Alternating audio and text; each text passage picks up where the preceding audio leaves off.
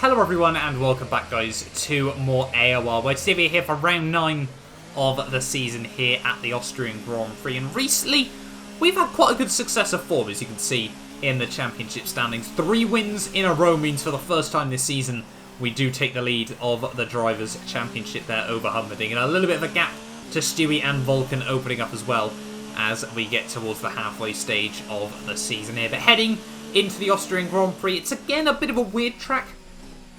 It's sort of the opposite of a lot of tracks on the F1 calendar. I do quite like this place, but my pace is never particularly brilliant around here nonetheless, so we'll wait and see as to how we fare in this one. Austria, though, on F1 2019 is all about one thing, and that is the slipstream around here. You know, the slipstream, it basically just means you can effectively bully the car in front of you and just make them drain their ERS trying to defend and then get past them with just a few laps to go there. Whether we'll see that tonight, we will have to wait and see there. But yeah, currently leading the way there by just 8 points over Humperdinck. Jamie and I lead the constructors as well over Renault there by a few points as well. So really, really happy with that at the moment. And coming into this weekend though, definitely a lot of practice and a lot of motivation. You know, we want to try and build up an advantage now. Really try to get good and start to get to where I wanted to be in this season there. If you can see, this would be my fastest qualifying lap right towards the dying stages of the session there. We were currently down in P5 after we'd actually choked quite a few laps in this session there. Get a fairly decent run through T1 there, a little bit of an overcorrection on the entry though, but we do keep it nice and tidy on the exit there, and that's going to mean we're going to be half 10th up as we head towards the top of the hill there. Still nearly a 10th off Vulcan though. He must have nailed that first sector there as we get a really, really nice run through the top of the hill there through T3. You can see getting the car slowed down nice and tidy, using the engine brake and then short shifting back through the gears on the way up means we're going to be 2.5 tenths up as we head down towards the bottom of T4 there. Making a little bit of a mistake running a little bit deep through there, but we're still 1/4 of a second up as we head towards the end of Sector 2 here, braking as late as we possibly can there. Just trying to keep the car turned in though, and you can see we dropped a little bit of time on the exit though. There seemed to be a lot of just gaining and losing time. The track really evident flowing at the moment there as we head down in towards the final couple of corners though. 4 tenths up over my previous lap. We need to nail these final couple of corners there. Really don't get the run through the penultimate corner that we needed there, using all of the engine brake we possibly could through the final corner down towards the start finish line. It's going to be a 1 minute 4.3, and yet again in this season there, it's going to be 4 front row starts in a row in this championship and our 3rd second place on the trot there. That was, I'll be honest, a little bit frustrating considering, you know, the amount of mistakes we made on that lap. Once again, every single week, I just can't seem to get the lap fully hooked up there, but I mean, we were 7 thousandths of a second ahead of WR Jinx nonetheless. They're 29 thousandths between the top 3. I think in the last 3 weeks, our combined difference from pole has been less than 1/10 of a second. And yeah, we've started P2 3 times in a row there. But Humperdinck in 4th, BOR Hamilton 5th, Riley, Stewie, Jamie, Schweiz, Ben, Weasel, Kaizi, new guy to the league as well. Some of you guys might recognise as well, but Constant Ryan in P14 there. But yeah, starting on the front row once again. Recently, that's worked out quite well for us. I mean, we've started second in the last 2 races and walked away with the W in the Paravan. Obviously, Monaco, we got pole position.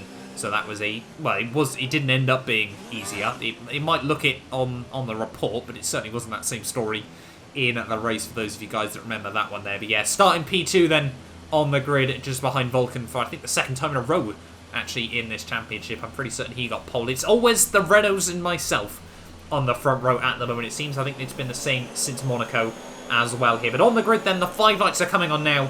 And it is 5 lights and away we go for the French Grand Prix, for the Canadian Grand Prix, the Austrian Grand Prix. I can't get the right words out at the moment there as we head down in towards T1 there. Not a particularly long run down in towards T1 there, but we do hold on to P2 off the start of this Grand Prix here. And I need to do what I've done in the last couple of weeks as well there, and that was go aggressive off the start and try to get ourselves up into the lead of the race here. You can see all over the back still of Vulcan here, trying to get the run on the exit of the corner here. I'm more than happy to throw away a bit of the ERS, a bit of the rich revs, everything like that as we head down the hill once again here. Vulcan, though, is going to be nice and early on the brakes. That's going to open up the opportunity up the inside there. Very, very aggressive as we head through T4 there. But, I mean, we do make it work.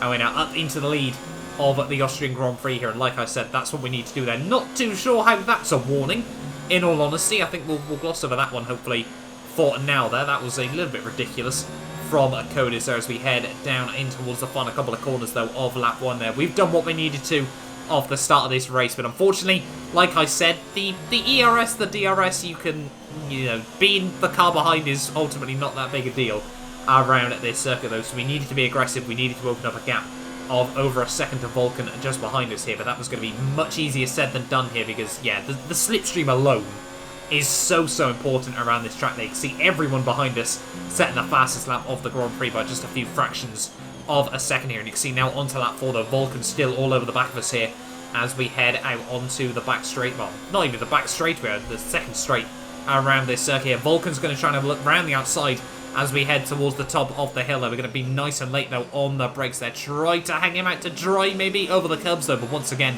he gets the traction on the exit of the corner there. We activate the DRS though, luckily round. That's going to give us a little bit to defend with here. And is Vulcan going to be able to have a look up the inside? No, we parked the car right in the middle of the road there. Don't really allow any opportunity here. And you can see already, just everyone, the slipstream train was monumental in this Grand Prix. There was nothing we could really do at this stage of the day there until lap 13 here. You can see Humperdinck now all over the back of us as well there. He's been able to slot past Vulcan here. And this is what Humperdinck does. He's very much the Alan Prost of the league, or that's what I'd like to call him at the moment here, because he gets the job done every single week. That's why he's in the position he's in at the moment here. He's incredibly quick nonetheless as well here. He always scores the points, he always gets the good results at the end of the day there. And consistency is key, especially in a 21 race Formula 1 season. And yeah, he's doing everything he needs to at the moment there as we head down the hill here in towards the final couple of corners of lap 13 here. And this is where the race is going to take an interesting turn here. As you can see, looking on the mini-map, Vulcan is actually going to dive into the pit lane here a little bit earlier than I was expecting in this Grand Prix here. So, Humperdinck and myself, we're going to try and go a little bit longer here, but the undercut around this Austrian Grand Prix circuit could be absolutely massive at the end of the day there. These soft tyres were really starting to go off here, and now, I'd spotted Vulcan and dived it in, so if Humperdinck was going to go for anything, I wasn't going to try and fight this. We need to work together over these next couple of laps here and try to avoid Vulcan. Any sort of big advantage that Vulcan can gain, we're going to try and negate with, the slipstream, the DRS and everything like that. As you can see, trying to get the drive on the exit of the corner there. And I'm not even going to go defensive on Humperdinck. I'm going to be very clear to have the move. We'll work together over these next couple of laps here. Brakes a little bit early in towards the next couple of corners there, but, nothing too much to worry about here. And you can see now Humperdinck up into the lead of the Grand Prix here. And now, as we head down the hill once again here, the pit stop window for me was the end of lap 15 here. And hindsight is a wonderful thing, that's all I'm going to say at the moment there. As you can see, Humperdinck still now just in front of us here, and he's actually going to dive into the pits on the end of the lap there. Nice and clear that he's going in a little bit over the white lines on the entry, but, I guess he made it work in at the end there. As you can see, we just come through the final couple of corners there. We hold on for yet another lap in this race there, and the gap that Vulcan must be pulling here. Like I said, hindsight is a beautiful thing in the world of Formula 1, and you can see coming through T1, my tyres were gone, and yeah, that was going to be a very frustrating moment in this Grand Prix. The tyres are gone, and you just think, if only I could rewind 20 seconds and dive it into the pit lane here. We've got to just try and survive one more lap here. All the tyres are gone. They got no rubber left on there. 73-74% here. I was honestly bordering puncture territory in this Grand Prix. You can see Vulcan back up into P3 even, I should say, sorry, they're 15 seconds back at the moment here. The delta is a good sort of 18-19 seconds around this Austrian Grand Prix. So you can see already Humperdinck behind him up in P5. He'd already lost out a good couple of seconds to Vulcan, so I've no idea how much I'm going to lose when we finally do dive it into the pit line. I guess the only saving grace is that Austria even is quite a short lap. I guess we can try and claim that to any sort of hope in this race there. We're going to try and take the the Humperdinck line in towards the pit lane there. In fact, even more cheeky than he had been there. Actually picking up a warning for track limits there, and rightly so, because that wasn't the cleanest line down in towards the pit lane there. But yeah, we do hold on at the moment though, and you can see diving into the pit lane there onto a fresh set of the medium compound tyres here in this Grand Prix. But ultimately, hindsight is a wonderful thing. I know I've said it over and over in this race, but it just is there. Vulcan moves up into the lead, or the net lead even, I should say there. Humperdinck up into a net P2 of this race there. Weasel hasn't dived into the pits just yet though, and he's going to be out ahead of me as well. And over the space of just sort of 2-3 laps there, we'd completely unravelled our Grand Prix there. I thought the mediums, I was sort of thinking at the moment, potentially we're still in a good shout. The mediums might go off towards the end of this race, but no. And unfortunately, they just simply didn't. The mediums, you could have probably pit on lap 10, in all honesty, on this Grand Prix. Whipped out a mad undercut and been able to go right the way through to the end of the Grand Prix there. And yeah, that was a little bit heartbreaking, to be honest with you, at this stage of the day. No, we lost like so much time. If we'd been, a second behind Humperdinck, if he'd been just under a second behind Vulcan as well, we could have had a brilliant fight to the end of the Grand Prix. But just the one lap overcut by Humperdinck meant that he was about 2 seconds off Vulcan.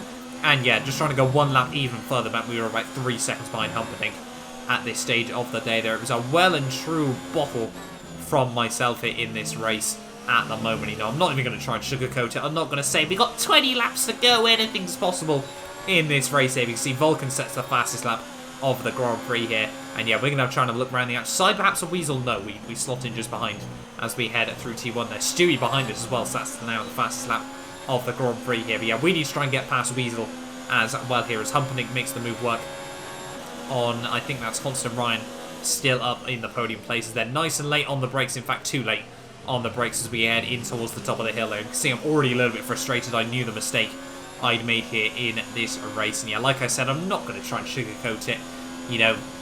These tyres weren't going to go off by the end of the day. We should be able to, hopefully, get past Constant Ryan again, unless he decides to no-stop this Grand Prix there. And you can see by the end of lap 35 here, we had closed a bit of the time down to Humperdinck in front of us. But yeah, Vulcan had gone in this race. There was nothing we were going to be able to do about him at this stage of the day there. We picked up some warnings. We picked up a couple of penalties as well. Track limits have kind of got out the window at this stage of the day. I was just so frustrated with myself. You can see we burnt through all of our ARS, everything like that. We just ran a bit too deep at the top of the hill there as well. And if we had any sort of opportunity to try and get past Humperdinck on the road, we weren't going to keep it through penalties anyway. But yeah, that mistake cost us as well there. And it was sort of a bit of a mixed emotions Grand Prix at the end of the day. Because, a podium is still a fantastic job at the end of the day. We certainly shouldn't be complaining about that there. But it was just the fact we had the pace to win this race.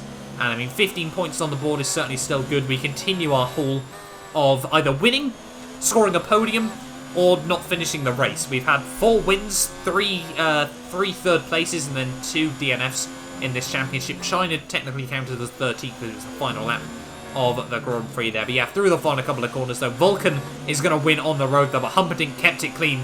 He's going to take the win after all the penalties have been sorted out there. We unfortunately couldn't keep it clean enough to try and get past Vulcan at the end of the day. I guess the only sort of saving grace was Kizzy got the fastest lap bonus point there as well. So yeah, unfortunately down in P14 there, but I mean he doesn't obviously get the point, but it just means no one does at the end of the day there. But yeah, it's Humperdinck ahead of Vulcan, ahead of myself, ahead of Stewie, Hamilton, Jinx, Constant, Ryan, Schweiz, Ben, Weasel there, and then Jamie. He killed X-Power in this Grand Prix. What a dirty noob that he is at the end of the day. They're shocking to have him as my teammate there. Means that, well, with that result, Humperdinck reclaims the lead at the top of the driver's table, just 2 points ahead of myself there. I mean, I guess we're still putting out the advantage over Vulcan and Stewie. Hopefully we can try and make this a 2-horse race because, I mean, Stewie and Vulcan are still rapid on that day there. Vulcan, I still personally think, is the quickest guy. If he just keeps it between the white lines a little bit more, he is definitely the quickest guy in this league at the moment there. Myself, Humperdinck and Stewie are still right there with him. Don't get me wrong, but I do think on raw pace alone, Vulcan has certainly just got that extra half a tenth at the moment. That is just how close it really is in this championship there. But P3 at the end of the day, 15 points in the bag. I guess we can't complain about that all too much at the end of the day there. But yeah, still not quite what I wanted. Gutted that we choked the race victory at the end of the day there. We picked up some good XP though. I guess we'll take that there. You can see Humperdinck ahead of Vulcan, myself there. 6 seconds worth of penalties for the Paris there. Stewie on 9. Mate, need to keep it between the lines. And yeah, you can see Stewie the head of Constant Ryan there. The Toro Rosso scored some good points. Hamilton and Jinx 6th and 7th ahead of Schweiz, Ben and Jamie. That means that we do still score a few points in that race, but Renault, yeah, made big gains in the Constructors' Championship as well there. Mercedes, P11 and P12 ahead of Riley, who unfortunately, I think he choked it. Oh no, he disconnected even, sorry, I should say, at the end of the day. There were Kizzy 2 laps down at the end with 24 seconds worth of penalties there. But yeah, thank you all so much for watching this video nonetheless there. Jamie and I, the British Grand Prix next should hopefully, fingers crossed, I don't want to jinx it, be a good track for us, but we'll have to wait and see about that nonetheless there. But yeah, thank you all so much for watching this video. 2 points between myself and Humperdinck as we head towards the midway stage of the season. But yeah, thank you all so much for watching, and I will hopefully see you guys next time.